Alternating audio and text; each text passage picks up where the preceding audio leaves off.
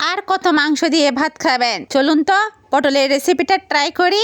বানিয়ে নিচ্ছি আমি পটলের অক্টোপাস। এখানে পটলের খোসা ছাড়িয়ে মাঝখানের অংশ ফেলে দুভাগ করে নিয়েছি। তারপরে এভাবে 4টা 3টা 5টা যতটা চিকন চিকন করে লম্বা করে কাটা যায় অক্টোপাসের মতো কেটে নিলাম। তারপরে একটা প্লেটে সামান্য ধনিয়ার গুঁড়ো, সামান্য হলুদের গুঁড়া, আদা বাটা, রসুন বাটা, মরিচের গুঁড়া, ধনিয়ার গুঁড়া দিয়ে স্বাদ মতো লবণ দিয়ে মাখাঝাখা করে রেখে দিলাম এক পাশে। তারপরে এখানে আরেকটা বাড়িতে ময়দা নিলাম, আদা বাটা নিচ্ছি সামান্য, রসুন বাটা নিয়েছি 1 চামচ, হলুদের গুঁড়ো, ধনিয়ার গুঁড়ো, জিরার গুঁড়ো নিয়ে দিয়ে দিলাম চাউলের গুঁড়ো। তারপরে পানি দিয়ে একটি ঘন ব্যাটার করে নিয়েছি।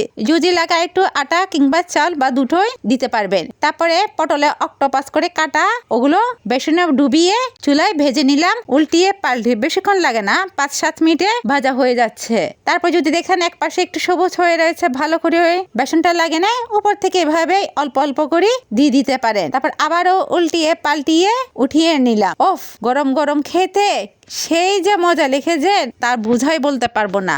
তারপর তেল থেকে ঝরিয়ে উঠিয়ে রাখলাম। বাকিগুলো আমি এভাবে ভেজে নিয়েছি। আপনারা এভাবে ট্রাই করতে পারেন। বিকেলের নাস্তা কিংবা ভাতের সাথে খেতে সেই মজা লেগেছে।